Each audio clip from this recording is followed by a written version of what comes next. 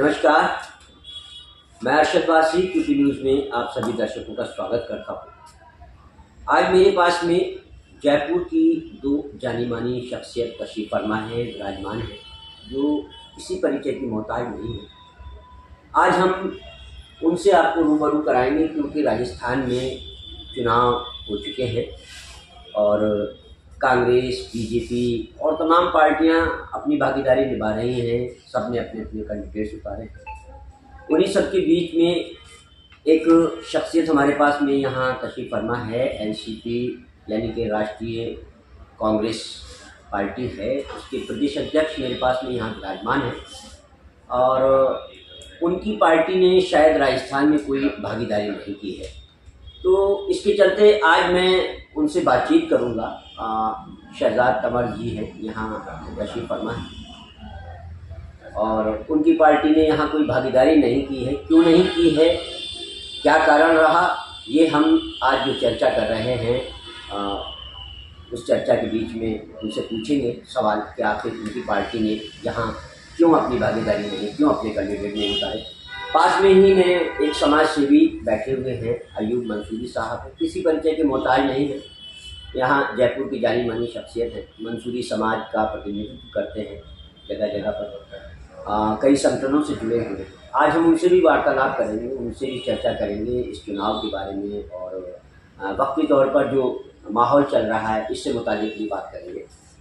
तो सबसे पहले मैं शहजाद साहब से पूछना चाहता हूँ। शहजाद साहब, आपकी पार्टी जो है वो राजस्थान में अपनी भागीदारी क्यों नहीं निभा पाई, आपके कैंडिडेट क्यों नहीं यहाँ उतरे, उसकी क्या खास वजह रही, कुछ हमारे लोगों को बताएं, दर्शकों को बताएं। सबसे पहला तो अरशद भाई आपका बहुत बहुत स्वागत, आपको धन्यवाद करता हूँ। सबसे जो अहम मसला हमारा रहा कि जो हमने चुनाव में प्रत्याशी नहीं उतारे, क्योंकि 60 सीटों पर हमने घोषणा की थी चुनाव से पहले जब इलेक्शन की डेट फाइनल हुई कि 60 सीटों पर हमारे प्रत्याशी जो है वो बिल्कुल मैदान में तैयार हैं चुनाव लड़ने के लिए। आला कमान से भी हमें अनुमति मिल चुकी थी, सारा डिटेल, सारा डाटा बना करके हमने आला कमान माननीय शरद पवार साहब को भेज दिया था। उनसे बिल्कुल समर्थन हमें प्राप्त था। उन्होंने कहा कि आप चुनाव लड़िए। पर जो महाराष्ट्र में जी पिछले कुछ समय से माहौल चलता आया जी, जिसमें अजीत पवार गुट जो है वो अलग हो गया शरद पवार साहब से। जी हाँ जी, तो उन्होंने पार्टी को तोड़ने की कोशिश की गई, पर मुझे नहीं लगता कि वो इस पार्टी को तोड़ने के मंसूबे में जो है कामयाब हो पाए हैं, क्योंकि छीनने झपटने से राजपाट कभी किसी को नहीं मिलता। बिल्कुल। शरद पवार साहब जो है राष्ट्रवादी कांग्रेस पार्टी शरद पवार साहब की थी, शरद पवार साहब की है और शरद पवार साहब की रहेगी। चुनाव ना लड़ने का सबसे बड़ा कारण यही रहा कि पार्टी के दो टुकड़े हो गए और चुनाव आने के कुछ समय पहले जो है अजीत पवार की तरफ से दावेदारी पेश की गई चुनाव सिंबल को लेकर के, जो एनसीपी का चुनाव चिन्ह है घड़ी, कि वो जो है हम घड़ी को इस्तेमाल करके जो है वो चुनाव लड़ेंगे। तो जब डिस्प्यूट हो जाता है दो लोगों में एक चीज़ को लेकर के, तो कुछ समय के लिए जो है उस जब तक वो डिस्प्यूट चला आ रहा है तो चुनाव चिन्ह को फ्रीज कर दिया गया चुनाव आयोग की तरफ से। अच्छा। फिर भी हमारी पवार साहब से बात हुई, उन्होंने कहा कि कोई बात नहीं, आप जितने उम्मीदवार या जितने प्रत्याशी आप लड़ा रहे हैं राजस्थान में चुनाव, आप अपने प्रत्याशियों को मैदान में उतारिए। जी, राष्ट्रवादी कांग्रेस पार्टी और शरद पवार के समर्थन प्राप्त और समर्थित उम्मीदवार के रूप में वो चुनाव लड़ेंगे वहाँ से। जी, इस मसले को लेकर के जो है काफ़ी जो है हमने बात की, दिल्ली आला कमान से भी बात की, राजस्थान में जो हमारे रिप्रेजेंटेटिव्स हैं, जो हमारे पदाधिकारी हैं, हमने सब लोगों से बात की। सब लोग बिल्कुल तैयार थे, बिल्कुल मजबूती के साथ जो है हर प्रत्याशी अपनी तैयारी पे था 60 सीटों पर चुनाव लड़ने की। पर चुनाव लड़ने से जो है कांग्रेस पार्टी को सीधा सीधा नुकसान हो रहा। जी, अच्छा, कि अगर हम चुनाव लड़ते हैं 60 सीटों पर, क्योंकि हम माइनॉरिटी डोमिनेटेड एरिया को बिलोंग करते हैं और जाहिर सी बात है कि मेजॉरिटी और माइनॉरिटी जो है दोनों का एक मिश्रण होता है। चुनाव में भागीदारी होती है, पूरा संगठन चुनाव लड़ता है। तो कहीं ना कहीं हमारे चुनाव लड़ने से बड़ा नुकसान कांग्रेस पार्टी को हो रहा था। जी। स्पेशली माइनॉरिटी की जो सीटें हैं उन पर कांग्रेस पार्टी को सीधा से नुकसान हो रहा था। तो जो है इंडिया अलायंस जो गठबंधन हुआ जी उसमें शरद पवार साहब की बहुत बड़ी भूमिका है और वो एक बड़ा चेहरा है। जी तो इन सब चीज़ों को हमने ध्यान में रखते हुए ये फैसला लिया कि जो है हमने शरद पवार साहब से ये बात की कि चुनाव लड़ना चाहिए नहीं लड़ना चाहिए, क्योंकि चुनाव चिन्ह भी हमारे पास नहीं है और समर्थित उम्मीदवार के रूप में अगर हम चुनाव लड़ेंगे और अगर कांग्रेस पार्टी राजस्थान में सरकार नहीं बना पाई तो इसकी कहीं ना कहीं जिम्मेदार जो है वो एनसीपी होगी। जी। तो ये कारण रहा और फिर भी शरद पवार साहब ने जो सारा अंतिम निर्णय जो राजस्थान के हमारे पदाधिकारी हैं उन पर ही छोड़ दिया कि हम आपको पूरा समर्थन देते हैं, आप चुनाव लड़ेंगे, ये आपका जो है फैसला है, आप निर्णय लीजिए कि आपको चुनाव लड़ना है चुनाव नहीं लड़ना है। तो जब हमने यहाँ राजस्थान में अपने पदाधिकारियों से बात की तो सबने निर्णय लिया कि हम राजस्थान से विधानसभा 2023 के चुनाव में कोई प्रत्याशी एनसीपी का चुनाव नहीं लड़ेगा। जितने भी कांग्रेस पार्टी के प्रत्याशी थे, राष्ट्रवादी कांग्रेस पार्टी उनका समर्थन करेगी और कांग्रेस पार्टी के साथ मिलकर के चुनाव लड़ेगी और उनके प्रत्याशी को समर्थन देगी। अच्छा, तो आने वाले वक्त में एनसीपी क्या करना चाहेगी? राजस्थान में अपना वर्चस्व कैसे बढ़ाएगी? कोई रणनीति ऐसी बनाई है? आज से पहले जी जितने पदाधिकारी एनसीपी के राजस्थान में रहे उन्होंने किसी ने संगठन के लिए काम नहीं किया। जी। मुझे थोड़े समय पहले ही जो है आदरणीय शरद पवार साहब से जो है माइनॉरिटी डिपार्टमेंट की प्रदेश अध्यक्ष पद की जिम्मेदारी मिली है। सबसे पहले तो हम अपने संगठन को बहुत मजबूत करेंगे। यहाँ वार्ड स्तरीय, ब्लॉक स्तरीय, शहर स्तरीय और राज्य स्तरीय कमेटियाँ हमने बना ली है, उसका गठन करेंगे, उसकी घोषणा करेंगे और आगामी जो विधानसभा चुनाव आएंगे उसमें मजबूती के साथ जो है वो टक्कर देंगे यहाँ के प्रत्याशियों को। जो भी चुनाव लड़ेंगे, जो बड़ी पार्टियाँ चुनाव लड़ेगी उनको हम मजबूती के साथ टक्कर देंगे, क्योंकि चुनाव लड़ना एक अलग चीज़ है और जीतने के लिए चुनाव लड़ना ये एक अलग चीज़ है। अब शहजाद साहब, थोड़ा सा आपके बारे में मैं जानना चाहता हूँ। आप कहाँ से बिलोंग करते हैं और आपने एनसीपी को ही क्यों चुना राजनीति में आने के लिए? देखिए, मैं जयपुर से बिलोंग करता हूँ और एनसीपी पार्टी जो है युवाओं को मौका देती है आगे बढ़ने का।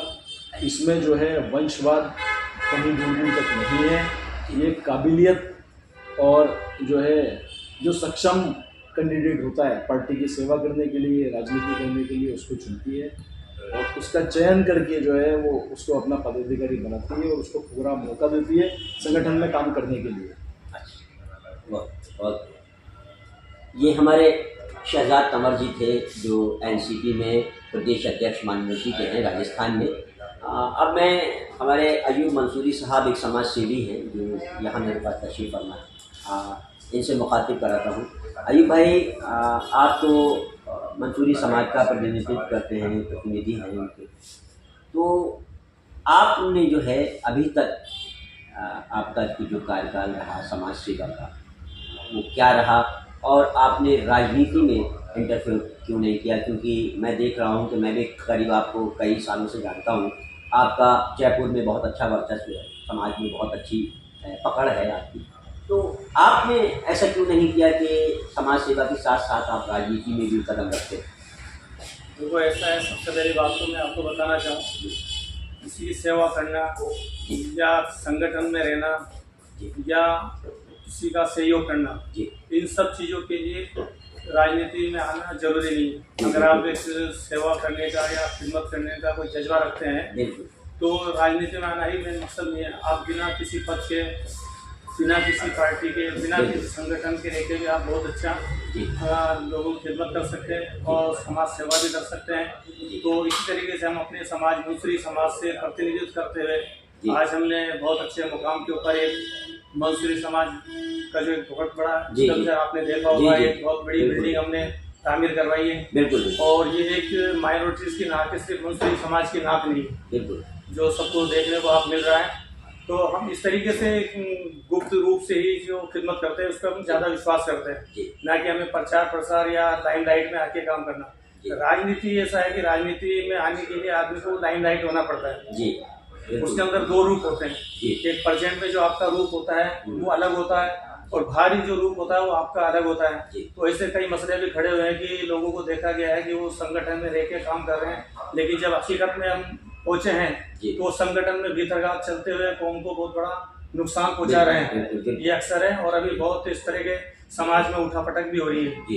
कई जगह देखने को सुनने को मिल रहा है। तो हम यही चाहते हैं कि सबसे पहले जो संगठन है तो हम अपने संगठन को मजबूत करें, अपने समाज को मजबूत करें। जी। उसके बाद हमारा अगला जो कदम होता है वो एक राजनीति का कदम होता जी। है। राजनीति में आना बहुत जरूरी बात है, जी। तो राजनीति में हमारा एक ऐसा पायदान है हमारे देश के लिए जी। कि जिसपे पायदान पे हम पैर रख के अपनी कौम का भला कर सकते हैं, और आगे बढ़ने के लिए या हमारी नई जनरेशन को कामयाब करने के लिए, उनको सफलता के लिए, तो ये चीजें बहुत जरूरी है। तो अगर मुझे मौका मिला तो मैं जरूर राजनीति में आऊंगा।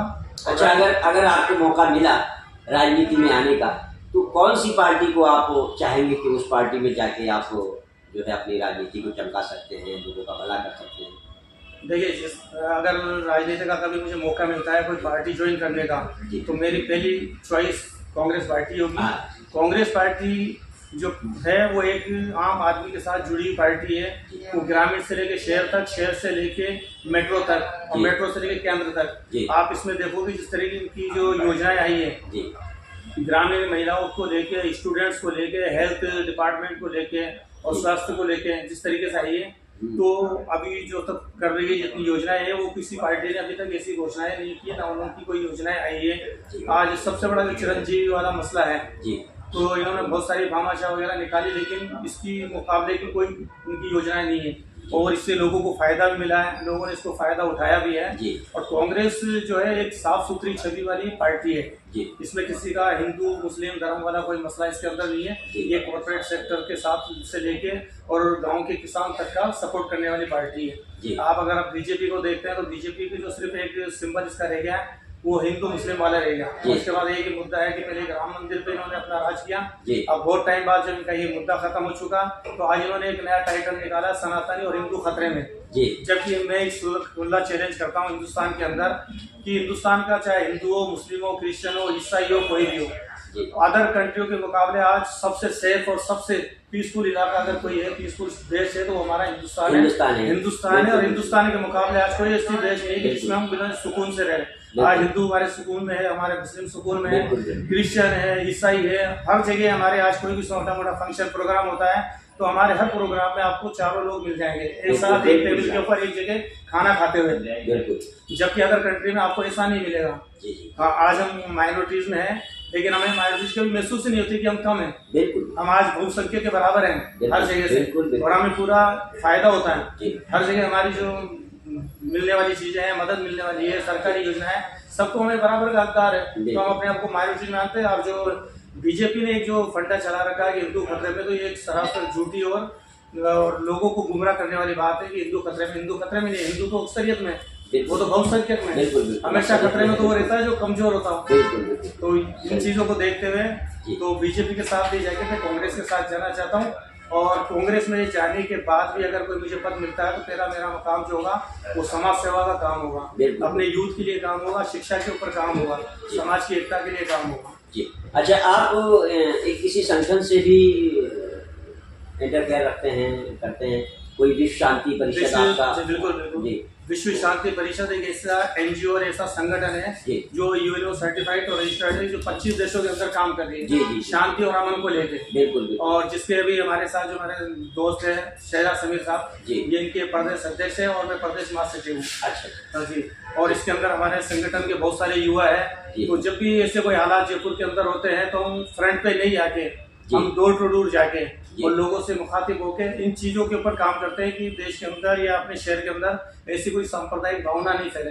अभी आपने देखा होगा कि प्रेजेंट में इकबाल का जो कांड हुआ था, बिल्कुल बम लीची वाला काम हुआ, तो कई प्रतिनिधि समाज से भी गए, उन्होंने अपनी बाइट दी, अपने एडवाइस दी और मीडिया पे भी आए। लेकिन हमारा जो होता है ना, मेन मकसद ये होता है कि हम उनके डायरेक्ट घर पे जाते हैं और जो दुखी होता है जी। या जो भी होता है जिसके साथ जी। ऐसी घटना घटती है, हम डायरेक्ट उसके परिवार से मिलते हैं जी। कि अगर उसके साथ कोई मदद नहीं हो रही तो उसकी हम मदद करते हैं, जी, या बिल्कुल। उनके कहीं जाति हो रही है तो क्यों हो रही है, बिल्कुल। अगर कहीं उनकी एफआईआर दर्ज नहीं हो रही है या उनकी सुनाई नहीं हो रही, तब हम लोग उनके सामने जाके फेस होते हैं, फिर हम ये काम करवाते हैं। बिल्कुल। तो ये हमारा मेन मकसद, हमारा ये नहीं है कि धरना प्रदर्शन वो करना जी। और लोगों को उत्तेजित करके, हमारा जी। मेन मकसद है छुप के काम करना और शांति प्रिय काम करना और उस केस को निपटा देना। तो आपने देखा होगा कि चंद घंटे चंद मिनट के अंदर मुख्यमंत्री अशोक गहलोत ने 50 लाख का ऐलान करके जयपुर में एक बहुत बड़ा विवाद होने से बचाया। जी जी। तो ये ऐसे जो हमारे जैसे संगठन है, हम जैसे लोग हैं, तो इनको हम शांति प्रिय से काम को निपटा देते हैं। बहुत ये इसमें हमारे विश्व शांति परिषद का भी बहुत बड़ा योगदान रहा है। जी। तो अयूब साहब कहाँ से बिलोंग करते हैं आप? मैं प्रॉपर्ली हम राजस्थान जयपुर और खास करके आमेर सिटी, आमेर सिटी। आमेर से हम बिलोंग करते हैं। आमेर सिटी तो विश्व स्तर पर जाने जाते बिल्कुल हैं। बिल्कुल। बहुत बहुत शुक्रिया आज हमारे इस चर्चा में, हमारे इस इंटरव्यू में, हमारे इस साक्षात्कार में एनसीपी के प्रदेश अध्यक्ष मॉनिटरीज के शहजाद समीर कमर साहब थे और अयूब मार्शल साहब थे। अगर आपने हमारा चैनल सब्सक्राइब नहीं किया है तो हमारे चैनल को सब्सक्राइब कर लें, और हमारी इस चर्चा से रिलेटेड अगर कोई भी कमेंट्स आप करना चाहते हैं तो हमारे कमेंट्स बॉक्स में जाएं और हमें कमेंट्स जरूर करें। धन्यवाद, नमस्कार।